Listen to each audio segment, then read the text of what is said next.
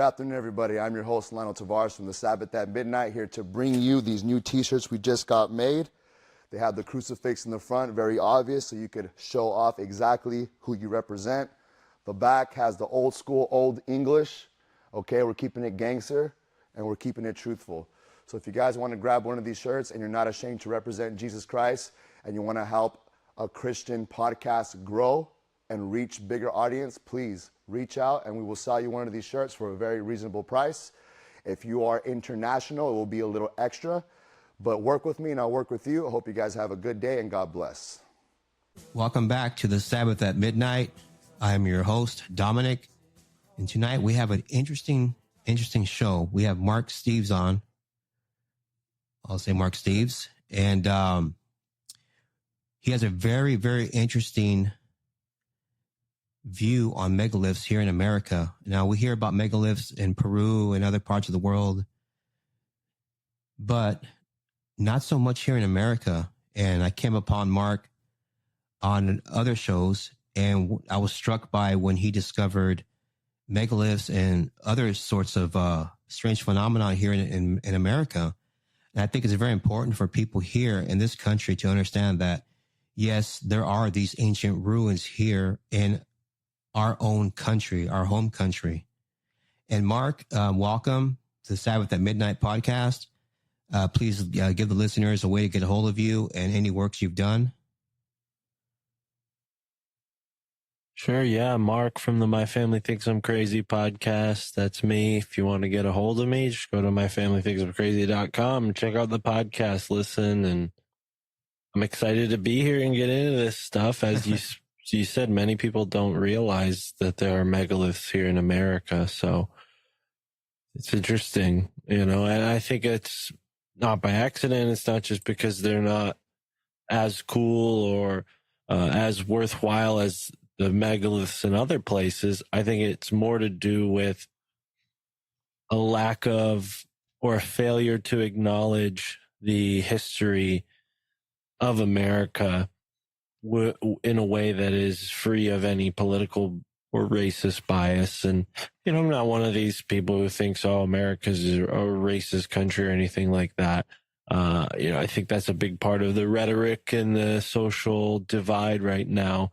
Really what I think people need to understand is that there's been an active movement to suppress certain groups of people who have been here prior to Columbus, and you can call that racist, sure, but I think it's got a political motivation to sort of stake the claim for the land here in America. They had to sort of wipe the slate clean so that maybe people wouldn't fight back. I don't know. I've only really just begun to look into all this stuff, so people may disagree. But what I found is that there's tons of megaliths all across the United States. Obviously, there's tons of mounds, and some of these mounds have megaliths or just stones as a part of their construction. So the two are intertwined. And although archaeologists say, the mounds were created by Native Americans, most Native American tribes themselves don't acknowledge building the mounds. They attribute it to a different group, a group that they, for the most part, say separate from them. There might be exceptions to that. There may be certain tribes who have lineage with the mound builders, sure, but I think that for the most part, we have a group of people that's been kind of ignored historically here in America. And maybe there's some reasons why. Regardless, there are these stones that exist all around the country that people can go and interact with. You were just showing me photos of some stones. You're out west, so I couldn't even begin to wrap my head around how or why those types of stones are even there in what looks like a very dry place. You said that was coral. So yeah, I mean, that brings to mind like old maps of the island of California when it was an island.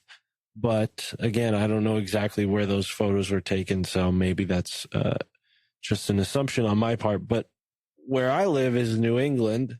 So, it's the entire East Coast for the most part is the oldest part of America, technically, not just by, the fact that the Europeans came here first. I mean, that's the mainstream record, but also there's land along the East Coast that is geologically very, very old. It's actually, I think, a part of Africa as well. Like Africa and North America at one point in time were connected somehow geologically. So there's very ancient stones along the East Coast in New England, and some of those stones have gone to be built into some of the nation's greatest monuments. The Statue of Liberty's base, the Lincoln Memorial, the base of the Washington Memorial, aka the obelisk in DC. And I started learning all about these stones because I just started noticing all the rocks around New England and thought, maybe the Native Americans had something to do with this. And it turns out maybe they had, but there could be other groups of people that had traveled here prior to Columbus that engaged in these types of practices. Because when you look around the world, particularly in the Northern Hemisphere, it seems like there's a line going through North America, Northern Europe, and Northern Asia where you see the same types of structures, stone dolmens, stone arrangements, like Stonehenge is probably the most famous, but there are other examples of these calendar formations and different variations of calendar stones. So, here in New England, we have some stone chambers, whereas many people are probably more familiar with Stonehenge, which is, stones coming out of the ground, almost like a sundial that you can stand in the middle of, right? Whereas these stone chambers in New England have specific holes in the stone walls where light shines through on specific days. So it essentially does the same thing that Stonehenge does, just utilizing a different technique with the stone. You could also argue that those stone chambers would probably have a multi-purpose function of allowing one or multiple people to sit inside and meditate during those special times of the year, or perform some sort of ceremony. I mean, I don't know that meditation would have been something the Native Americans practiced, possibly, but meditation does feel like a sort of new age type thing. But anyways, I've kind of spoken a lot. Yeah. Well, out here, you mentioned we were speaking before the show about what I discovered here, and you made a good point that California was once part of, is an island, and these structures are near, kind of close to Salton Sea, and it seems that back in the ancient times, the Gulf of Mexico was into this part of what they call the Coachella Valley. It was underwater. And there's stories of the conquistadors, and you can go into the stories about how conquistadors met groups of giants along the riverbanks. And, there's stories of a Viking ship here somewhere lost in the sand. Who knows? And there's other stories of conquistadors that sailed through here. So, I mean, it's all really a mystery. And what you discovered out there in your part of the country, that's really amazing. It's really amazing stuff out there. And I wonder, up in these mountains here in the Santa Rosas, are there any megalithic walls up here or any kind of structures? What's your take? Have you heard anything about California having any megalithic walls? Or that's a good question.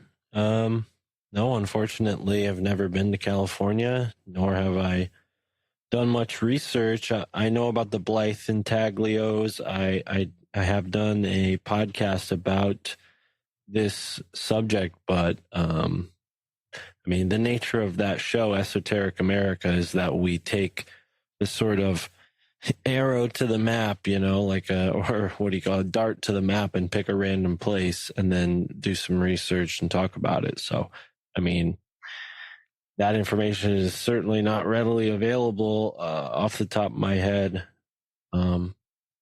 unfortunately. But no, I don't know that there are many stone walls in a place like California, maybe in the less arid regions. But I would imagine in a desert, very few people would take the time to stack rocks unless they really, needed it bad. I can imagine using stones for farming. You need to create walls to keep certain animals from rummaging through your plants, and also there are other particular uses for stone when it comes to gardens and farming. But I can't imagine that people would be taking the time to do stone constructions in a place where it is so hot that you yourself mentioned that, you're not going to be able to go and do a cast of that print you found because it is so hot. Well, yeah, unless they were building it only in the, cooler times of years. I mean, I don't imagine there are many stone structures, but hey, I've never been. So, but what I could imagine is maybe the remnants of structures that were built long ago when the climate was different, shipwrecks and whatnot. But yeah, as far as stone walls go, the stone walls that I know about are all on the East Coast, and people who live on the East Coast or even have just visited know about the stone walls. You could see them; they're in everybody's front yard. Many people have them as part of their front yard or backyard, so they're all over the place. And some of them, most of them, were built by farmers. We're told. We're not told which farmers. It could be Native American farmers. There were more than 44 million people here prior to Columbus. And yeah, it's very curious what was here and how quickly the people vanished as Europeans moved westward. I mean, in the first 50 to 60 years of European colonization of the New World here, they wiped out something like, I don't know, several million just through diseases, we're told, right? So, I mean, I don't know how true any of that is, because hey, I've never built a time machine, so I can't go back and verify it. But going off of what history tells us, there are so many people here that just died instantly. So, I don't know if maybe the people that were left said, okay, well, hey, there's all this property with land divided into these farm spaces. Let's just go and take it over, Right.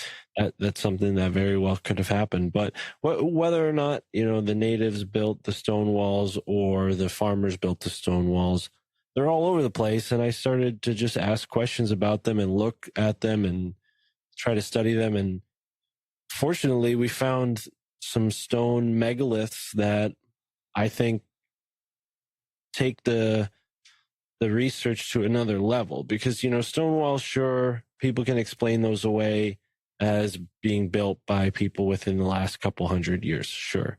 I mean, even though some of them go over mountains, some of them go through forests, old forests, the very few that we have here, even some of them have these stone walls. Despite all that, you can't explain some of these stone structures as being built by farmers, because many of them defy, what people could physically do at the time they're purported to have been built. So what am I saying there? Okay, well, if you're a farmer, you have maybe 10 kids or so, a couple strong boys. You maybe have some neighbors. You maybe have some townspeople that can come in and help you. So maybe you have some manpower, 10 or 15 people, but some of these stones are megatons, right? They're multiple tons, and even 10, 15, 30 people can't move that much weight just with like pulleys and, even an ox so a lot of these explanations for the stone megaliths fall short when you kind of have to consider how they were built. Now, the Native Americans, they have stories about giants throwing stones around. They talk about this one giant who was playing a game with his brothers, this game where they'd take one stone and place it on top of another, and then take a stone and try to, toss it at that stone to knock it off the stone. And, I guess this was a game that people played back then, but they talk about giants playing it and creating this stone formation where you have relatively small boulders holding up a massive boulder. Okay. This standing stone, as they're called. And you can look them up. There's one in Salem, New York. There's one in Massachusetts. I mean, there's several standing stones. I visited one that's in the on the Connecticut-New York border, close to New York City. And yeah, these things are just massive. And when you consider that, the only other place in the world that we see structures like this are in Ireland and Scandinavia, it makes you wonder, maybe the Native Americans had, stronger relationship with the Vikings and the Celtic peoples than we previously understood. I mean, for the most part, it was the English, the Dutch, the Spanish. These are the people that came in and cleaned up what was America after Columbus. And, the Irish and them, they didn't come into America until hundreds, maybe a little bit later, famously immigrants in the lower classes of society. So I wonder to myself, like, maybe there's some suppression of information here where you have this, what seems like a contiguous culture of people. They might not have all been the same ethnicity, but they had similar practices and similar ceremonies just based on what's still extant on the ground here. I mean, I've found standing stones that look like, we're in Norway or something, it's crazy. It's really defies explanation when they tell us that, the Native Americans, they just invented spears and bow and arrows. They didn't really expand much beyond that in the classes I attended. And that is just so narrow view, short-sighted. It's totally far off from the truth. You have so many examples of this sophisticated Native American culture. And again, we're not saying that the Native Americans did it all themselves, right? I mean, right. Maybe they had some sort of connection with other groups, right? And that has been underplayed throughout the past 100 years because of who has colonized America. Right. So, the megaliths here in America, they might not be that spectacular. Yes, there's an American Stonehenge in New Hampshire, and it doesn't have the same impact as the Stonehenge in Avebury does, right? It's just not as physically impressive. But when you look at the landscape comparatively, it makes sense as to why the stones would be different. They would be smaller. You're talking about a place that's mountainous. You might not have many large stones, and if you do, they're all concentrated, and you got to bring them from one place to another. So I wonder, maybe it's just different environment.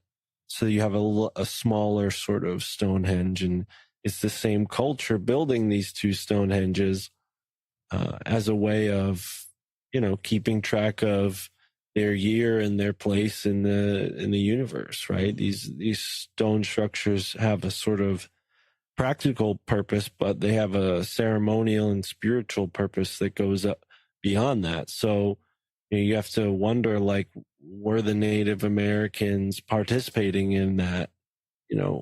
Were they sort of like brothers in these ceremonies with the Viking peoples and the Celtic peoples? I mean, you look at these cultures and they all have a shamanistic aspect to them.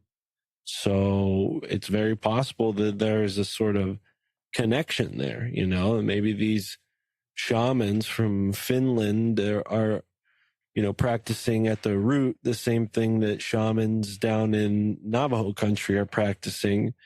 It's just taken different forms as they've traveled into different regions and time has gone on. Absolutely. What makes me wonder is, how did they move these stones, and how did they, because some of these stones are very amazing. They're so smooth, and the way they're jointed together, they're mortarless.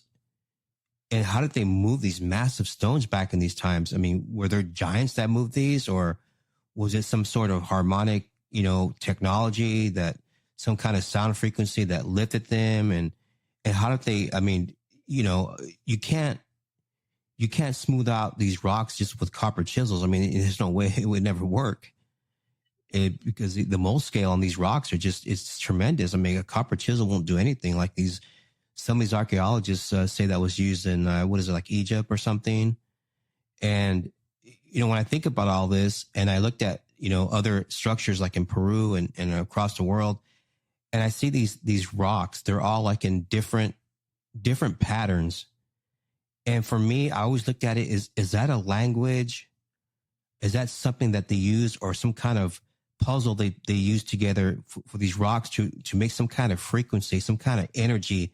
A certain pattern is needed. Have you come across anything like that in your research, that, the possibilities? Well, there is a book that talks about that. So, when we're looking at the standing stones and the stones that are sort of perched stones, there's also these, stones, like I said, platformed on top of each other. So, there's multiple different arrangements. There's technical names for each different arrangement, and the way each stone is placed, I'm sure, has a purpose, right? So with some of these, what you have going on is a piezoelectric exchange. So just like in a watch, you have a little hammer that hits a quartz crystal, and that supplies the watch with enough energy to keep ticking until it hits this, same cycle point where, boom, it hits the hammer again, and then it has enough energy, right, to keep going around however many, hours or whatever, however long that little charge takes to be dispersed, and then the hammer gets hit again, right? So that same function, if gravity is what we're told, I mean, not that I'm a huge, believer in gravity and physics as we're told, Right. But what you have going on is these tremendously massive stones that are exerting force on relatively much smaller stones. And when that happens, that excess energy that can't go into that small stone because it's full has to go somewhere else, right? That's just how things work. That's the law of energy exchanges, right? So I imagine that this was something that people without technology and without lights in their home, people who were more sensitive and in tune with nature, I think they would have been able to feel the magnetism, right? They would have been able to go under a stone like that and feel it. And I think people today can do that, with the right practice and sensitivity, or awareness rather. I think you can feel these things, these forces. But there's a book called Stone, or Seed of Knowledge, Stone of Plenty. It might be vice versa, but it's something like that. And the author's hypothesis, and he actually, I believe, proved this, that when you put seeds underneath these stone structures, where that excess energy, that electromagnetic force is flowing, as I described, it actually boosts the potential of those seeds. So that crop will grow 3-4 times as large and as plentiful as it could have because of that treatment. So, the Native Americans, they were very intelligent people. I wouldn't be surprised to find out that they knew that this was something they can do to boost the vitality of their seeds. And I imagine this is, again, it was practical, it was pragmatic, but it also demonstrated the invisible forces of the world, which is something that uplifts and confirms their spiritual worldview as well. So simultaneously, these things are kind of flowing together. But I think the stone structures work like that, where, there are these invisible forces that can flow through them and into them, and they could be utilized for different purposes. Obviously, farming is just one purpose. We can look at the obelisks and the pyramids of Egypt and say, okay, what's going on there? That's a topic for a different expert. Obviously that's something I like to talk about on my show, but I'm certainly not qualified to explain all that. I mean, I can maybe give my theory, my thought, if you want later on, but as it pertains to like the stones and whatnot, each stone has a crystalline aspect to it for the most part. I mean, there are exceptions, sandstone might be an exception. There's other exceptions, right? We all remember the basic geology from school, right? Igneous rocks, we have metamorphic rocks, and then we have the other one, right? What's the other one? Sedimentary rocks, right? So not all rocks are made the same. But if you look at these structures around the world, for the most part, most of the megaliths are the type of stone that can channel electricity, channel it really well, or carries like this charge, right? And I think there's something to that. And like I was saying before, people maybe intuitively knew that, they sensed that somehow. Maybe they were instructed to build these things from people who had more knowledge from the past. Who knows why?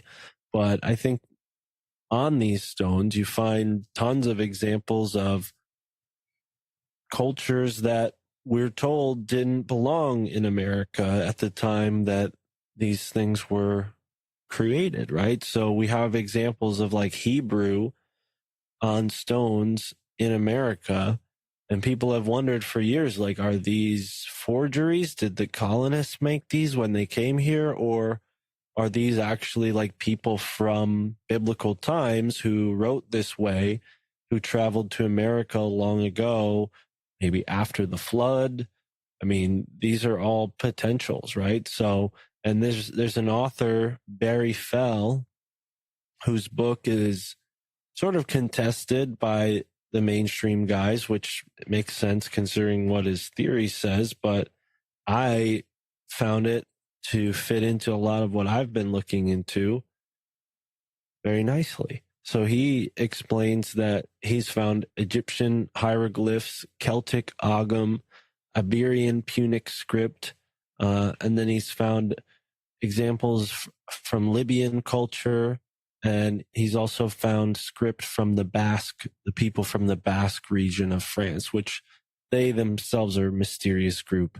So yeah, it's all been recorded over the past 150 years. And for the most part, it gets categorized as like alternate archaeology or, forbidden archaeology, this type of archaeology that the modern mainstream view just doesn't allow to have any sort of credibility because it doesn't fit into this established paradigm of Columbus set sail 1492 across the ocean blue and look at all he found, right? And obviously that's silly because, the Native Americans themselves, they don't talk about coming over the land bridge.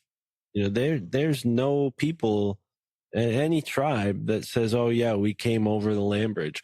Even the people in the far north of Canada, like they don't have stories like that either. Their stories are, we've been here. This is where we're from, So I think a lot of what people presume about America and the ancient history of America is just all propaganda.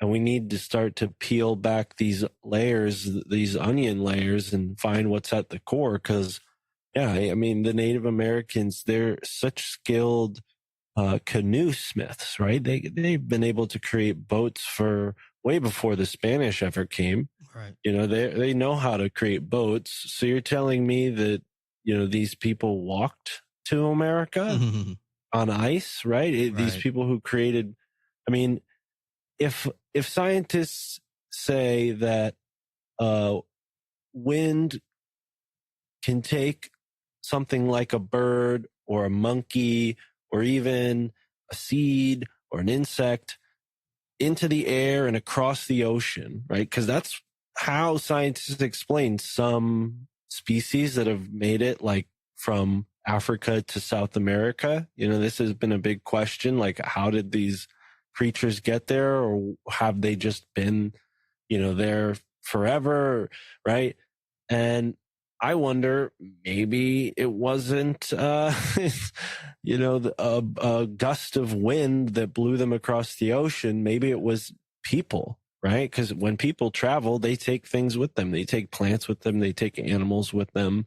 I mean, even today, people traffic animals, they traffic plants, they traffic drugs, right? So these types of things have been moving across the world for a long time. And we need to start to really think about these presumptions that were given from the mainstream when it comes to history of America, South America, North America, and, why we're given this paradigm that over and over again proves to be false. I wonder if there's some, biblical sort of a conspiracy going on. I mean, that kind of sounds silly to the uninformed possibly, but, we have all this talk of the giants who died during the flood. And according to Paul Stobbs, who I know you also recently interviewed, some of these giants survived the flood, right? There's talk of giants surviving the flood.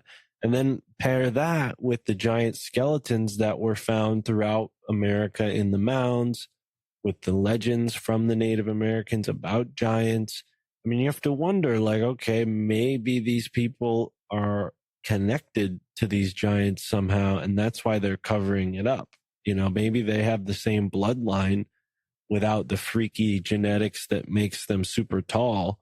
I mean, that you got to wonder, because sure, there are people around the world that have, tall genes that make them tall, but these giants were 7 feet tall and they were big. They were thick, they were almost a different type of human, right? So I think we all have to wonder, like, why are these skeletons just kind of being swept under the rug when anyone can go to their library and look through the newspaper archives and find stories of giant skeletons being pulled out of the ground or pulled out of mounds or found during the, construction of a home when they had to dig out to put a basement in, right? And they'd find a huge skeleton or something. I mean, this kind of stuff happened and there's record of it, yet it's not accounted for, right? Oh yeah, well, there were just some really tall Native Americans and that's all. That's how they want us to write it off. Yeah, I don't know about that. I mean, not that Native Americans aren't tall. Sure, there's tons of examples of Native Americans who were very tall and very large, but again, like, is that because Native Americans are that way, or because those particular Native Americans have this same lineage with that type of people that were large and, traveled across the more Arctic region or the northern hemisphere of the planet, like along the 40th parallel and northward would be kind of where we see evidence of their culture. Yeah, I believe that. I believe that. And the Native Americans say that when they discuss the mounds, they were there already. They didn't build them. And then you go back to Abraham Lincoln's speech at Niagara, where he says, this once, ancient race of giants that once gazed across this nation. So Abraham Lincoln acknowledged that there was a giant race. And when you're talking about the 7-footers, it brought back a memory from L.A. Marzulli when he found that photograph at the Catalina Island Museum. They deduced that the giant skeleton was about 9 foot tall. And I mean, that's a big person. And you add to the fact that it probably just wasn't just a tall, skinny person. It probably had, mass to it proportionally. And so, I mean, I just wonder, when you're speaking about the flood, and in the Bible says, the giants were here before the flood and after the flood. So, I mean, what happened? I mean, obviously there were giants here because the Conquistador chroniclers noted that they came across giants here in America, especially around Florida, and also up along the Colorado River, not too far where I'm from. And so yeah, there's history of giants, and out here in a small farm town called I think it's Blythe. There's intaglios of you can only see them from the sky, which is really bizarre. I mean, there's a humanoid, there's a Cocopelli, and there's other like rock art, out in the desert. It's very ancient. They don't know how old it is. They estimate maybe 2,000 years ago, maybe 3,000. They really can't determine when this was constructed on the earth. These giant megalithic petroglyphs in the earth, and stuff like this needs to be researched more. And that's why it's fascinating to have you on, because you've done a lot of stuff out in the northeast part of the country. And I know you got into the ley lines, and how does that correlate to these megaliths? Because I think there's a connection between the New Hampshire megalithic site to Stonehenge. I think there's a ley line there, right? That's a good question. I've talked about this, but I can't say I've gone and tried to line that one up. I don't know if it lines up, at least using the line that I've described. I mean, hey, you could draw a line any two ways on the planet, and you could connect things, and maybe other things will also be connected, so not that means that all of these lines are inherently just like happenstance, but when it comes to those two structures, yeah, I'm not sure. The ley lines are fascinating. The Blythe intaglios are fascinating. When it comes to the East Coast, I mean, there's a couple different authors who've looked into this stuff, and I was just lucky enough to find their books, on our travels. My girlfriend and I, who also is very interested in this stuff and researches it with me. And, it just so happened to be that one of these ley lines described in this book by Glenn Kreisberg goes right through my home state of Connecticut. So that was fascinating to us. We're like, oh, wow, okay, this is cool. We got to look into this and, go and do a road trip over to some of these spots and see what's on the ley line. And we did that. And the ley line's called the Hammonasset ley line, which I believe they named it that because of Hammonasset Beach, which is where the ley line kind of touches land after going over Long Island Sound. So, yeah, all of that kind of just synchronistically unfolded where, one day we don't know anything about this, and then I step into a bookstore, and the next day we're, okay, we know about this ley line, but what's next? So I started talking about it, and my friend Mike says, oh, you got to look into this guy, Peter Shampoo.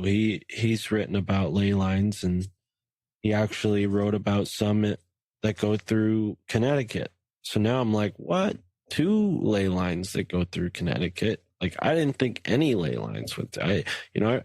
When you look in the ley lines, some of the first ones that probably come up are like the one that goes like along the 33rd parallel, or maybe people talk about like the original ley lines in England where the name comes from, or maybe they even talk about like Washington, D.C., right? But I for one, I didn't know that any one person had like a list of ley lines, like that to me was new. And Peter, sure enough, he had, as a dowser, which is a type of, intuitive science of using certain objects to figure out where these energy lines are moving along the planet.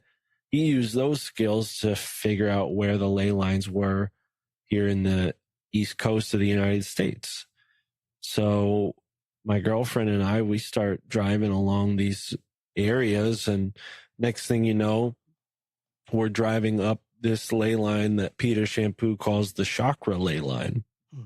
So we stop at one chakra point, then we stop at the next chakra point, and then we stop all the way up in Massachusetts, which was as far as we could go that day, at the third chakra point. And we're walking around this beautiful town. It's called Shelburne Falls, and there's some stone along the waterfall that have these like perfectly circular cavities that, people say the water forms. And I talked to one guy who said lightning actually makes that happen, which is even crazier and very interesting. I'm not sure yet either way, but I trust the person who said that. Now, again, going into the bookstores, we go into this bookstore in Shelburne Falls at the third chakra point and find a book called The Manitou. And that tells us all about the stones around New England and how they have this whole spiritual component to them, and how the Native Americans did use them in certain ceremonies. And so all of this just kind of one led to another in this very synchronistic way. And, we're still on that journey, and people can follow up and, learn more from me about that by picking up my PDF that I wrote that includes photos of a megalith that we actually found, synchronistically, one that wasn't in a book, at least any book that we're aware of. And for the most part, it's not like something that the town acknowledges. So I'm very curious where this is going to take us. Like, we recently went to a Native American museum and told them about it, and they seem very interested to learn more about it. So yeah, I don't know what's going to happen next. And I mean, there are so many stone structures out there and many different books about these stone structures. But again, this is like a topic that is kind of considered like alternative archaeology. It's not really accepted by the mainstream. And I think that's because they're trying to cover up whatever these giants have to do with. And maybe it's not even a cover up. Maybe people just hear giants and they think, oh, you guys are religious nuts, or you're obsessed with the Bible, or, whatever. They don't want to look at it because this just doesn't fit into their worldview that they've been indoctrinated into, that says science is their new god and the universities can do no wrong and never, never admit to their own hypocrisies or short-sighted like views on things. That's, I think, a lot to do with what's going on, especially when you consider some of the universities like Yale and Harvard have been a part of America since the absolute beginning, and like really laid the groundwork for all the other schools to form in the way that they had. So, people think like, well, how could all these professors and all these colleges all be working in lockstep like that? They couldn't be. And they can. I mean, it's hard to believe, but it's true.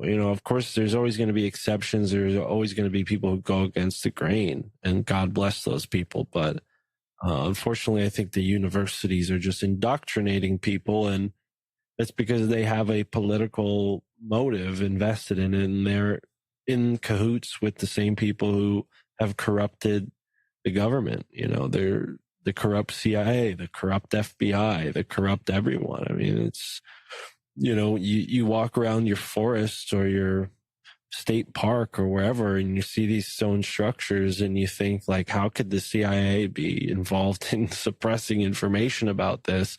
And it's true in this like really backwards kind of way, because so many other things in our society are stalwarted, you know, so is this. And that's just that's the umbrella effect of living in this kind of corrupt system. And I don't mean to sound like cynical here, because I mean, the stones are literally speaking out to us. You know, sure, they can take a bulldozer and maybe try to destroy these things.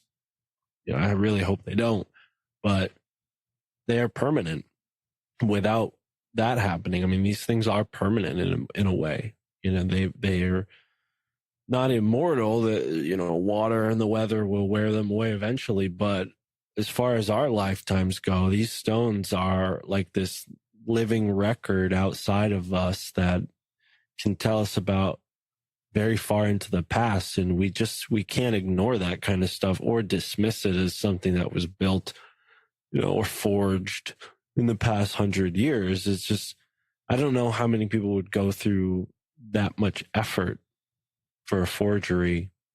And what's the reward? You know, what's the reward for that? You know, you look at Ed Lee Scannell at Coral Castle in Florida and how he moved all that coral around, Right. just one person. You know, it's like, clearly there are ways to do this stuff that's not publicly available, the information at least, but anyone can go to Coral Castle and, you know, try to explain that, you know, based on the story we're given. It defies construction physics as we know it today. So yeah, I feel like so many of these landscapes are hiding little secrets like that. You know, I'm not so familiar with your landscape, you know, only through books, but I could tell you, if you ever come out to the Northeast, there's plenty to see. There's, you know, it might be hiding behind some brush and some green trees, but yeah, it's there for sure. And there's also megalithic walls in Montana. Oh yeah, I don't doubt it. I mean, there's even the whole legend about how a giant beaver created that big lake over there in Montana, Flathead Lake. So, I mean, anywhere you have Native Americans, I think you're going to have secrets, because the Native Americans, they're not, you know, they've been beaten up, beaten down, you know, and they're still standing. They got to hold on to everything they got. You know, they're not going to give up all their secrets to the people that have enslaved them, right, you know? Right. So, I mean, I'm not a native myself, so I can't speak for them, but I understand that pain. I understand why someone would want to keep those things a secret. So I wouldn't be surprised if the natives can levitate stones with the power of their mind, you know, like we look at what the Shaolin monks do and think like, oh yeah, only people from the East can do those kind of things. It's like, no. We're all human beings. We all have that great potential. So maybe we're able to move stones with our mind. Maybe we're able to make them lighter, or maybe the people back in the day were just such behemoths that three of them could lift something that it would take us, you know, to build a machine to move. Mm-hmm. I just wonder, how did they carve these things? And a lot of these blocks have those little nodules on them. Like, what were those nodules for? I mean, I look at that, it's like, okay, it looks like some kind of tube was in there. They were injecting, you know, melted granite into these forms or something. I don't know. It's really strange. These little knobs. Yeah, I'm not sure exactly what you're speaking about, but I've seen like holes in stones that are like tubes have been cut into the stone. Yeah. And, you know, maybe that's evidence of them using like rope to lift these stones into place. And that's just like a keyhole to tie the rope through. I mean, that's something that people do today in stonemasonry. So But I don't know. I mean, there's so many different little things that defy explanation. And, I don't know if this is a video podcast or not, No. but so, no real use in sharing photos, but there's, tons of examples. If people want a place to start, they can look at my book that I have available on my website, the PDF. It's only like $8, and you could see all the stones that I've found. And I have in my bibliography other books that talk about this stuff. So it's a good place to start if you're interested. But okay, yeah, I see what you're talking about now. There's like little knobs, right, like almost like a foothold if you were to climb up that wall, like with the people who do free climbing or whatever. Yeah, I don't know, man. I mean, that could just be this stone that they picked to put in the wall. Like, I don't know. It's really strange. It's all a mystery. It's really a mystery. All these, these giant stones. And the one you said you discovered out there that's not in any books, what is it? Can you describe it? What does it look like? The megalith you found. Yeah, so it's one of these megaliths that's classed as a perched boulder, which means that it's one very large boulder on top of a even larger boulder underneath it. And about 5 or 6 yards away from it, there's a standing stone that's about 6 feet tall. Oh. And, I saw this standing stone while we were driving. I'm like, oh, wow, what's that? We pull over and we walk up to it, and there's like a stone wall kind of behind it. And off in the distance, I see this big, huge boulder on top of another boulder. So I'm like, oh, wow. And we run over to it, and I look at it from a different angle, and I see that this stone has like a finger protruding out from it, almost like the stone has like a bird's neck. And we look at it on this angle, and I'm like, oh, wow, it looks like a bird stone. Because one of the artifacts that people find next to arrowheads are these little bird-shaped stones that Native Americans would carve out of softer types of stone. And it was like a ceremonial or like a symbolic spiritual type of thing. Maybe you'd give it as a gift or as like a toy, or like, I'm not exactly sure that they even know what the bird stones were used for. But I mean, it's similar to like the size of like a pipe. It's not very big, but this one that we found is huge. I mean, it's massive, and it's shaped kind of like a bird, and it's pointing towards the west where the sun sets. So yeah, I mean, again, I don't know, maybe someone else has written about this one before, or the local tribe or whatever has a story about it. I don't know, because I'm not from that part of town. Like, I'm not from that part of the state. We're just driving through. But yeah, it's definitely something that I think people take for granted, that, oh yeah, megaliths are only in England, or it's, Egypt or whatever. No, they're everywhere. You guys just got to look for them. I mean, they could be in your own backyard if your land is big enough. I agree. And there's if memory serves me correct, there's another stone structure, megalithic wall, or some type of, I don't know if it's a small city block or something in Texas. It's got like a underground, I don't know if it's a tomb or what, but it's in Texas somewhere. I don't remember where. Yeah, there's a very old stone wall in Texas. Yeah, I think it's even in a town called like Stonewall, Texas. But is that what it is? Yeah, I'm familiar with that. Yeah, there's tons of examples of this type of architecture, and people wonder like, oh, did the French build that? Did this Spanish build that? But when you find out how old it is, they're like, oh, well, we don't know who built it. And that's because they don't want to explain that far into the past. I think they're happy with people not knowing.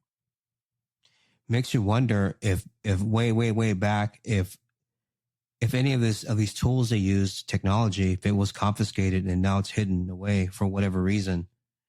That's what I wonder about, because these stones, like, getting back to the stones, and whether looks like they were softened or molded like putty or something, just marshmallowed together. especially in Peru. And I mean, I don't know. I don't know. I think, people want to make money, right? So everybody's going to try to do something better than the next guy. Right. I mean, sure, there's a possibility that there's a conspiracy. I mean, I would find it hard to believe that there's like a conspiracy amongst like construction workers, Right.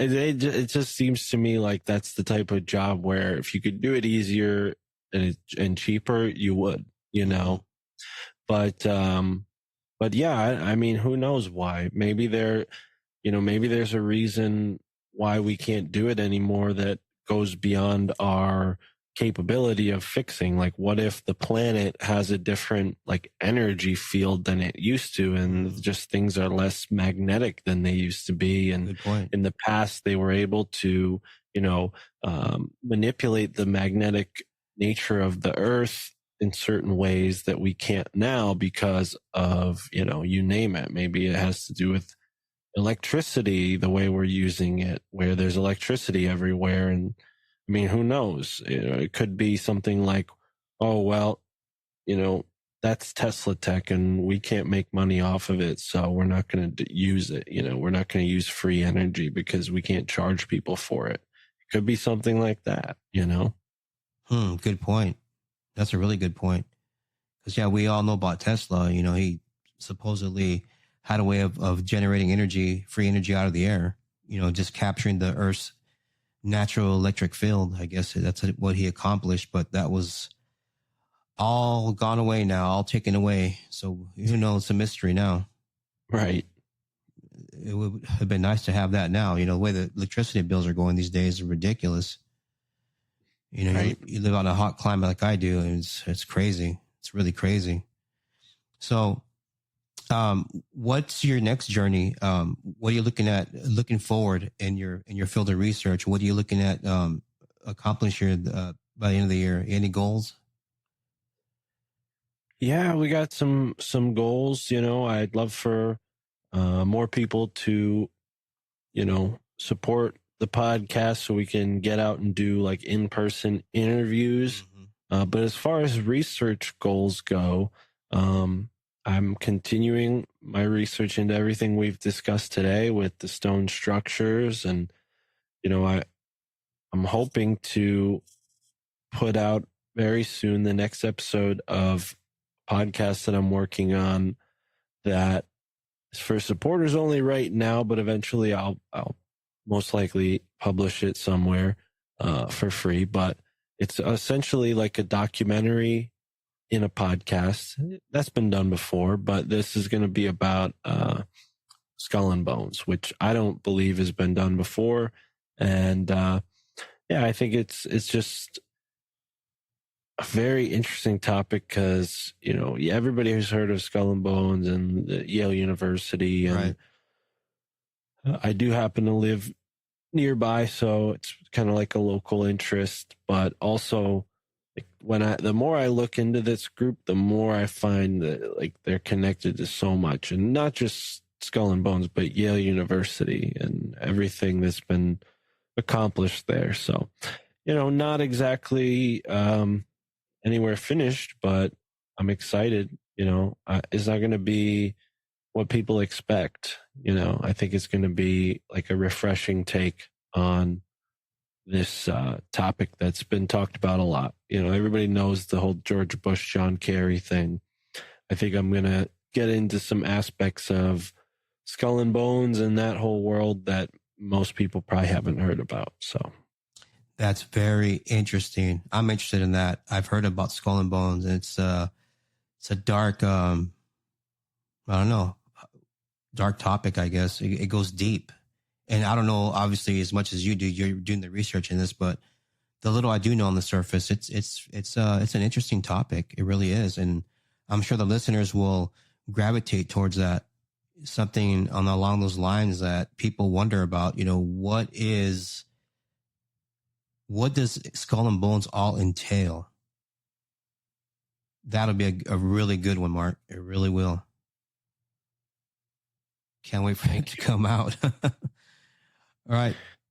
But thank you for coming on our podcast. give the listeners once again how to find you and your PDF files and anything you've written. Yeah, the website that sells the PDFs is Ko-Fi. You could just type in myfamilythinksimcrazy.com and it'll have the links to that. And yeah, I got a bunch of stuff available on all the audio platforms for anyone listening. Go and check out My Family Thinks I'm Crazy wherever you listen to podcasts, and just start there. And, anything else that you've heard me talk about today, as far as like the stone structures, that's a scene edition 2 where I talk about that and give some photos and some more info about that whole subject. So, but yeah, I appreciate you inviting me on, and this has been a very interesting conversation, getting into some stuff. I apologize. If I'd known, I would have done a little bit more like California research for you, Okay. but right. Yeah, I mean, I think there's a ton of stuff out there as far as the natives go and the ancient history goes. I mean, it's a whole different animal when it comes to the West Coast. Yeah, I wouldn't even know where to start. There's stuff up here in these mountains. People just need to go out there and do some hiking. There's an acquaintance I have up the mountain. He says there's a lot of ancient writings up there in the rocks, petroglyphs, and one of his neighbors came upon an entity laying by a cave, and he says it was a lizard, like a reptilian. The guy's reluctant to come on and talk about it or tell me where exactly this location is with all these petroglyphs. And I don't know, it could be a portal there. I don't know. I'm willing to go up there and just check it out. And, he says kind of, up in the mountain, you need an ATV to get up there. He doesn't recommend walking. It's too much. But yeah, California is strange too. I mean, it's a really strange place. And as soon as I get that mold of that hand, I'll give you a jingle and you can look at the mold and see what you think. Yeah, please, email me a photo or whatnot. I definitely love to hear more about it. All right, cool, man. Well, thanks for coming on, and you can hang on for a minute once I just close this out, and we'll just chat just a few minutes, and that'll be it. All right, this is the Sabbath at Midnight. This is your host, Dominic, along with Lionel, and tonight we had Mark on, and we talked about megaliths, giants, and a little bit about history here in ancient America and around the world. From the low desert, somewhere not too far from Area 51, good night.